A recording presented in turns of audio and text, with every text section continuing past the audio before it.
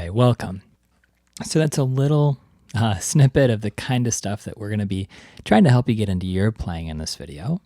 Now this is the intermediate part of a 2-video lesson. There's a beginner section and an intermediate section here.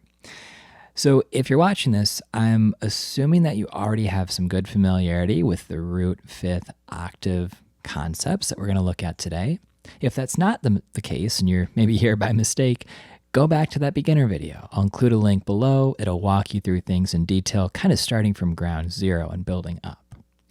But we're going to get into some intermediate stuff here. So first, I'm going to show you 3 exercises, simple kind of warm-up type stuff that will help you to get more comfortable with roots and fifths, roots and octaves, and then root-5th octave all together. It's going to help you to incorporate some slightly more sophisticated technical stuff like ghost notes, some different rhythms, and just build your overall fluidity and comfort with this stuff on the fretboard. And then we're going to talk about how you can start to improvise in a structured way using this material during your practice session. Let's go ahead and get into it here. So in the beginner video, we worked in a major key. Today we're going to work in a minor key, F sharp minor. Now, if you're intermediate, you already know the F sharp minor scale. But we've got F sharp, G sharp, A, B, C sharp, D, E, F sharp. It is the same as the A major scale.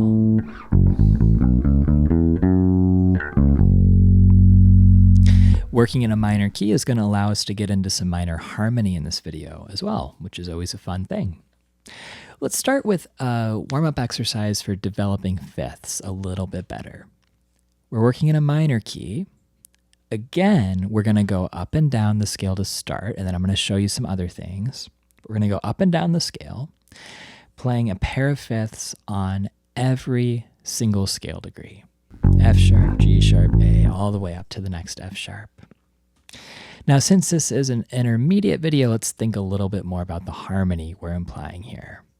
Hopefully you know your basic set of chords in a minor key, but just in case, let me review. In any minor scale minor key, there's 7 diatonic chords, 7 chords that we can build using only the notes of the scale. 1 built on each scale degree. On our F sharp, we have an F sharp minor chord.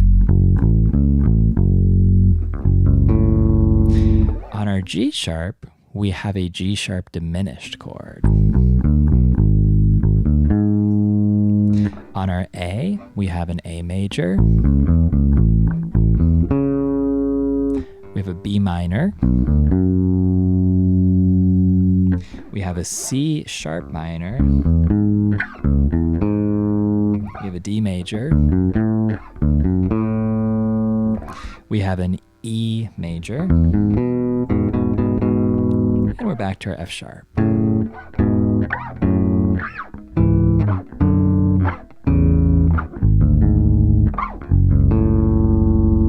Now it's actually the same chords as A major.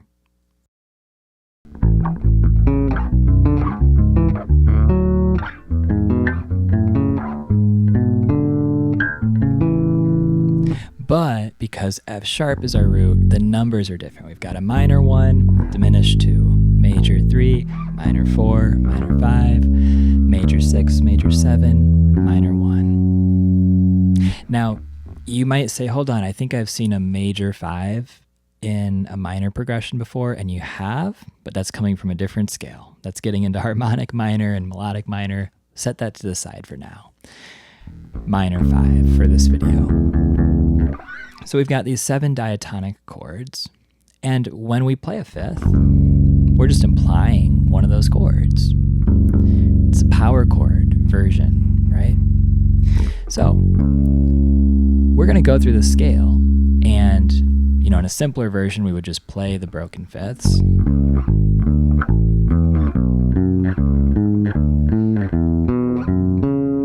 And if you need to back up and do that, by all means, do that. But we're going to add a little bit more here for this intermediate level. We're going to add some rhythm, and we're going to add a ghost note. This is how it will sound.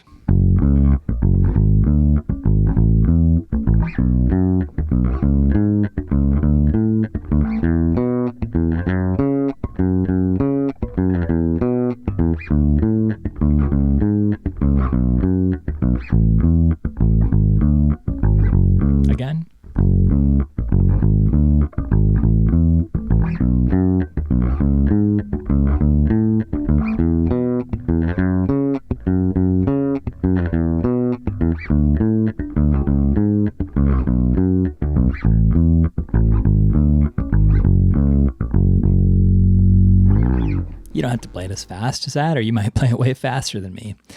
But the rhythm is what I want you to copy exactly. The notation's here on the screen, but I'll talk it through as well briefly. If we ignore the ghost note, it's actually a pretty simple rhythm.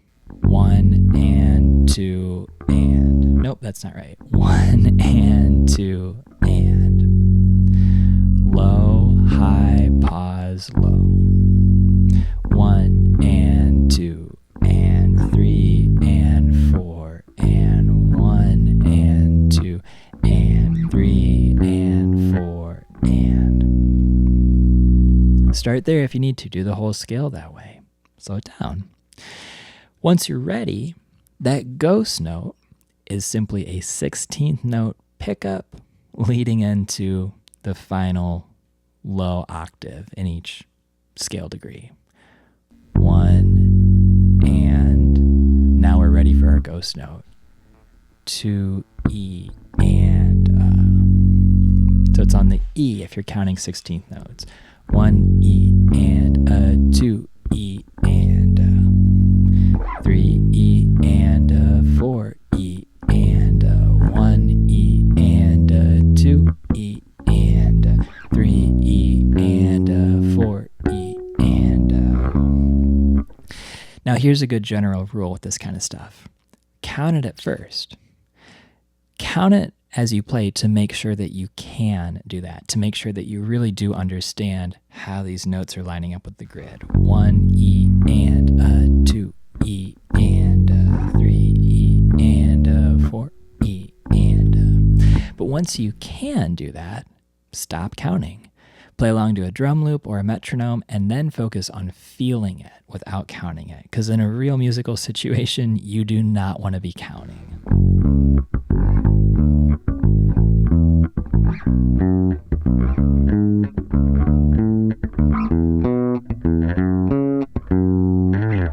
Couple quick technical notes. I am playing it in one position. You could also play it staying on one string for longer by just going further up the neck.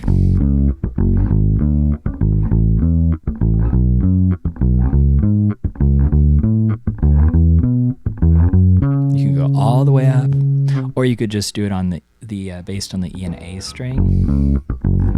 Oops.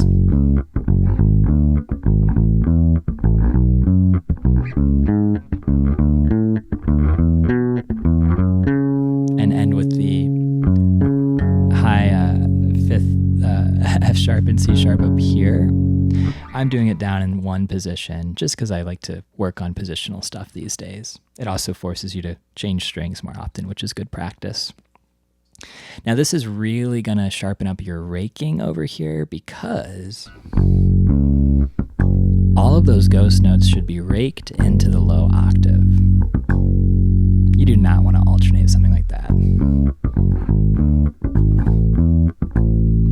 But because you're raking, it's going to end up alternating which finger you're raking with some of the time. It won't always be the index finger. It won't always be the middle finger. It's going to go back and forth. So you can really slow this down and make sure that your hand over here is doing what you want, that it's alternating when you want, and that it's raking when you want. And this would be a great thing to really solidify that aspect of your technique. So there we go. There's our fifth exercise. But man, especially if you watch the beginner video, we've been going up and down the scale for a while now, haven't we? And it's probably getting a little old. And I bet, that we could get more mileage out of some different harmonic options. So let me show you a different way to do this. Let's take our cycle of fourths. You can actually use any cycle, but I'm going to show you the cycle of fourths. Let me break down this concept real quick for those of you who aren't familiar with it. Within any chord progression, we can take a designated interval where we're going from a chord that's, here and jumping up an interval to, let's say, a chord a fifth away, and then just a fourth away, and keep doing that. Go up another fourth, go up another fourth, another fourth, another one, another. And eventually we'll end up back where we started. That's why we call these cycles, because they can go on forever.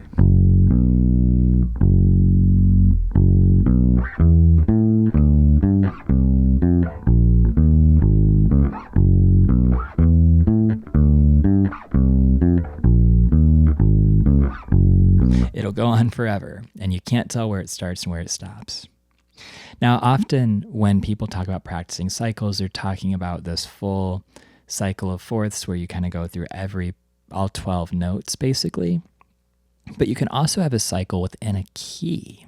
So if we're in the key of F sharp minor, I can do a similar thing where I jump to the chord that's 1/4 up, or at least as close to that as I can get, and it'll form a cycle that loops over and over. Let me talk you through what that looks like. If we start on our F sharp minor, we go up a fourth, we end up on B minor. We go up a fourth, we end up on E major, our 7 chord. Now, A major, our 3 chord. D minor, our 6 chord.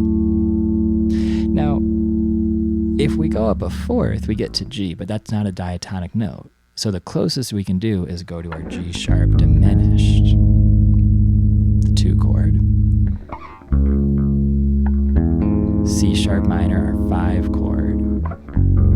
Back to F sharp.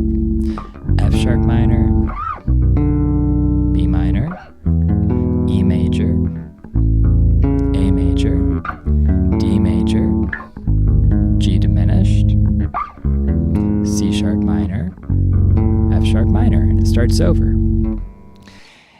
If it sounds kind of familiar, we hear that movement a lot, especially in jazz music. Though not just jazz music, it's also all over the place. John Mayer, I was learning a song the other day where he does exactly that. It's just those 4 chords, which are all fourths apart. So this kind of thing is really common in real music, and it also is a more interesting way to practice than just going up and down the scale.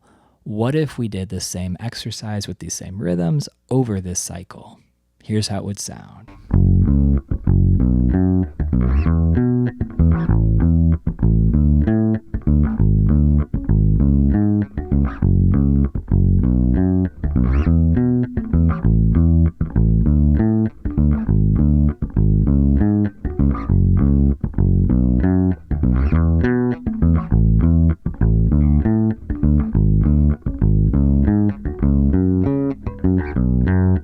On and on. Again, it will never end until I decide to stop it.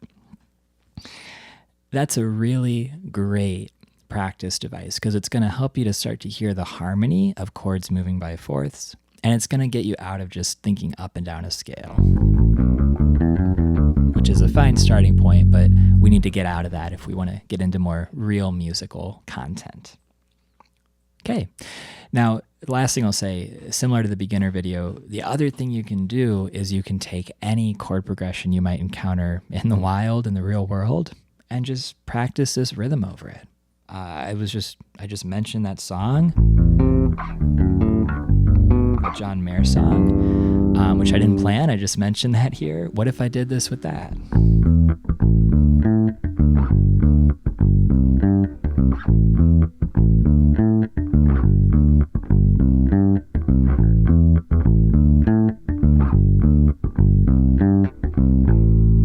Yeah, sounds great, right? You can do that over literally any song, any chord progression, major or minor. So start there with the fifths. That's going to help you shape things up a little bit more. Let's talk about octaves. Long story short, what if we do the same thing? Yep.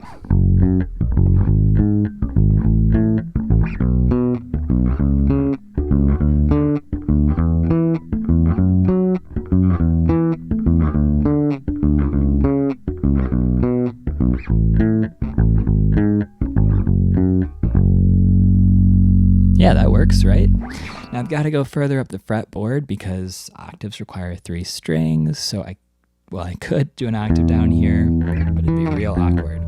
We want to just go up the A string as we need to get higher and higher with octaves. And then from that B onward, I'm going to go up the A string. You could, of course, also just go up the E string the whole way. Now, unlike with the octave stuff we looked at in the beginner video, here you actually do want to rake down because we're playing that ghost note. So I hit my low root, I hit my high octave, and then I rake down ghost note, and I rake down again low octave. So I'm doing index finger, middle, middle, middle. Index finger, middle, middle, middle. Or you could do the opposite, and you should practice both. Middle finger, index, index, index. Middle finger, index, index, index. But in rhythm.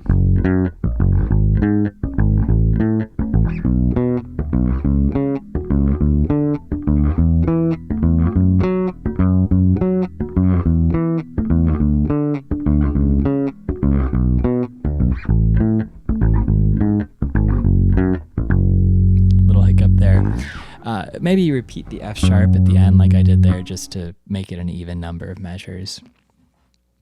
But that's basically it. Now this is probably going to be a lot more challenging than the fifth one because you're raking through 3 strings instead of just 2. The concept is the same. The concept is simple. The execution of it, you're probably going to find a lot more challenging. I don't think there's anything else we need to say about it though. What if we took that through our cycle?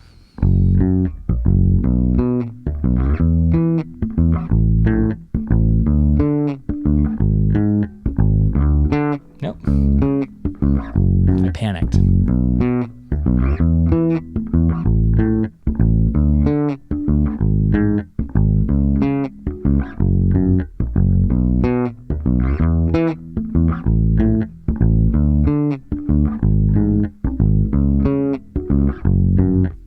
Now I'm playing those octaves pretty staccato there. You can choose how long or short you want them. You could even let them ring all the way until the ghost note.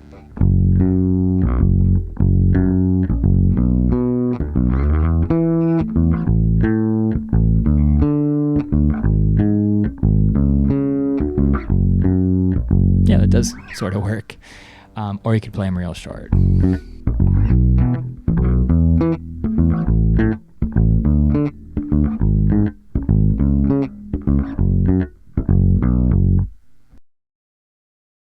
It's just yours to play around with. The whole point here is you're developing your ability to execute these octaves the way you want to. And then, again, take it over a real chord progression.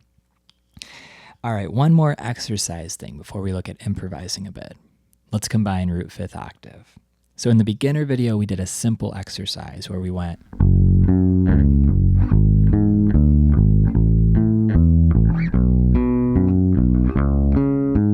We were in a different key, but that was basically the exercise. Let's make the rhythm a little more complicated, and then we can take it over some different progressions. What if instead of just eighth notes, we made things a little faster? What if we did this?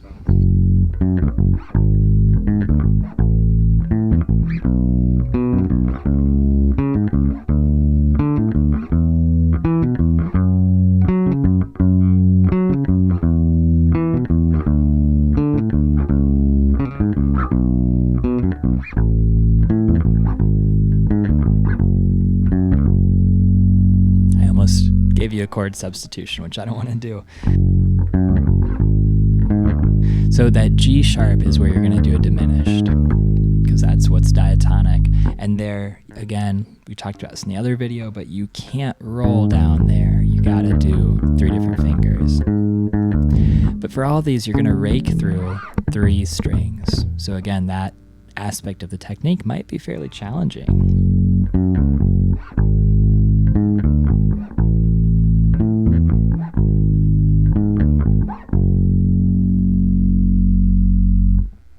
Don't be too preoccupied with playing it fast. Sure, we want to get there, but we want to focus on clean execution.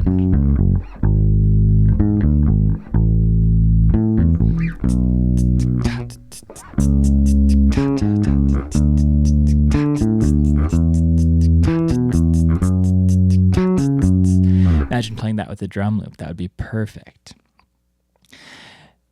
Now we can take it through our different chords. So we can go through the cycle we've been going through.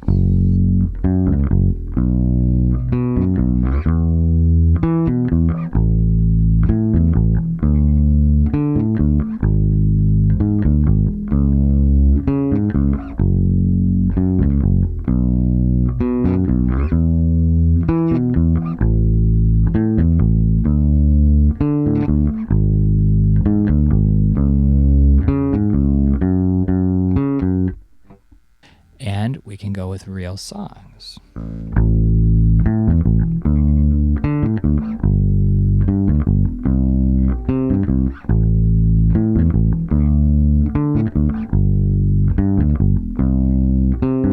Now, if you're playing along to a real song and the chords aren't changing as fast as that, just loop the phrase until the chord changes.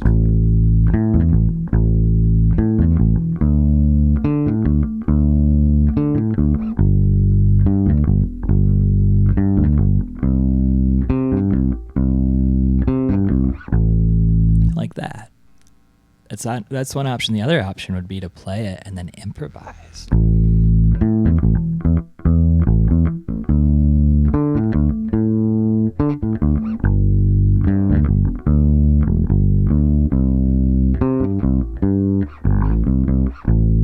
That kind of simple stuff even is fine. Let's go there now. How do you start to improvise more with this? Well, one of the best ways to practice improvising and to really start to develop some competency with it, but also to have it be fun and to be able to practice in a way that isn't like super discouraging. Because if you just kind of take a scale and try to riff around and you don't know how to improvise yet, that's going to be pretty discouraging. One of the best ways to get around that is to give yourself a call and response structure. So let's stay in our key, F sharp minor, and let's take a simple call and response. If you're not familiar with that terminology, it's a really common musical format. It applies to all kinds of different things, but basically it's where there's a phrase and then there's a phrase that's like the A, it's the question that gets asked, and then a phrase that's the B, it's the answer to that question. Let me just play something, it'll make more sense.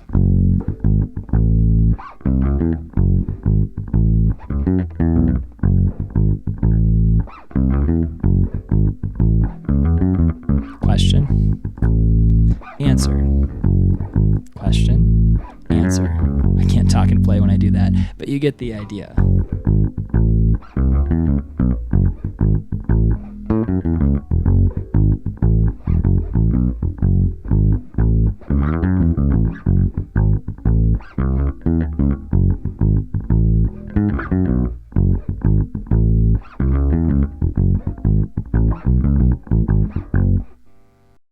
Give yourself a simple call and response structure. You could even steal that one. Just going up the scale, 1, 2, 3, and I'm putting some ghost notes in there before the second and third note. 1 E and a 2. 1 E and a 2 E and.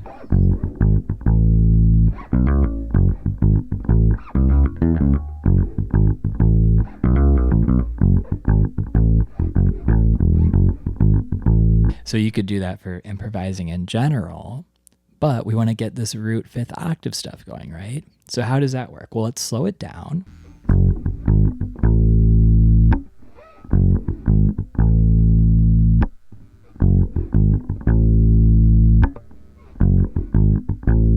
Each of those spaces, play around with the root fifth octave notes.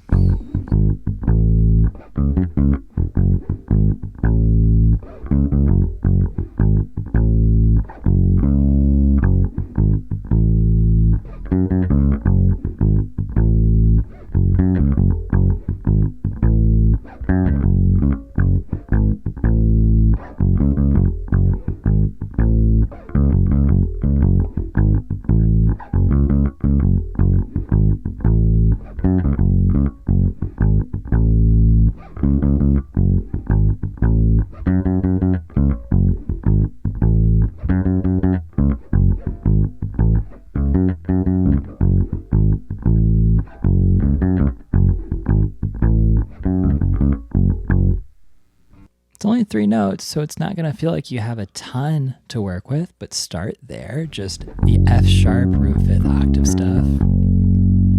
And then you can actually start to get into any of the other fifths or octaves from the scale. What if we did that same call and response, and I use different fifths and octaves?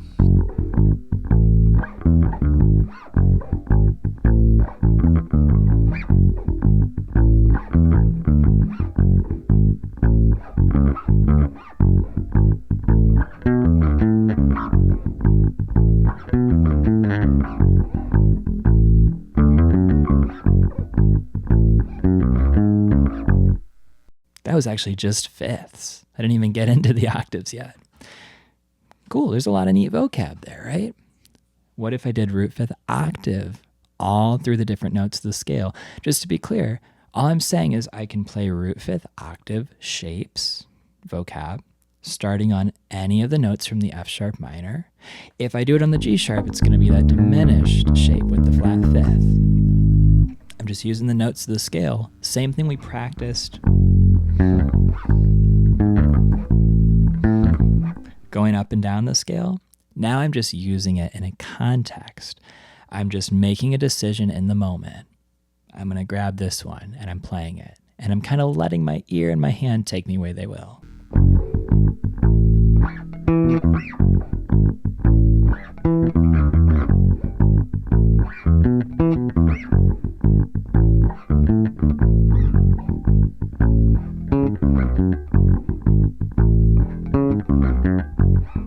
That's a cool one.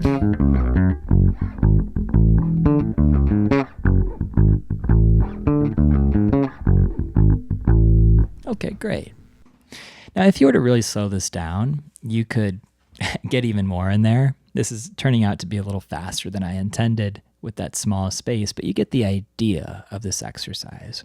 So what if we did give ourselves a little more space? What if every, I don't know, let's say every fourth time, instead of even playing that, it's just space. So our format is like 1, 2, 3, 4, and again. And I improvise in all those spaces. I don't have to play every note I can think of, but I just play something. It would sound like this.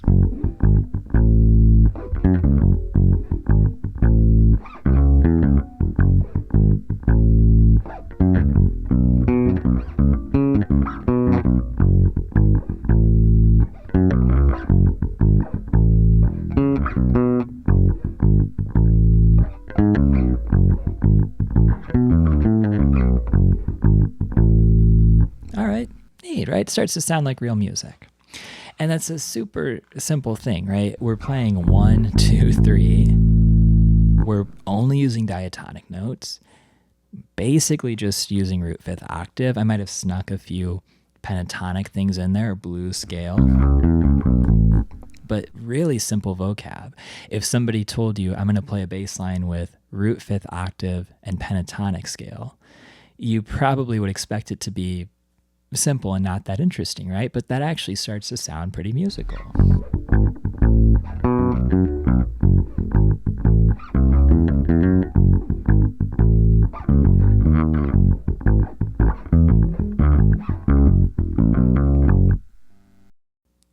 So all of this can start to turn into really cool vocab on this instrument. Let's stop it there before I start rambling too much longer. We've looked at 3 exercises to help you dial this stuff in a little bit more, and I've shown you how to take it over multiple different chord progressions, including any song that you want to work on. So you can kind of choose your difficulty in terms of the harmony. We've worked in a minor scale, but all this same stuff works in a major scale as well. Or if you want to go even further out into like a mode and some of that harmony, you could do that. And then I think most importantly in this lesson, we've talked about how to start improvising with fifths and roots and octaves in a structured way. So take this and run with it. I want to know what you come up with. I want to know which of these is most helpful. Keep in touch with me in the comments, and I will see you in the next video.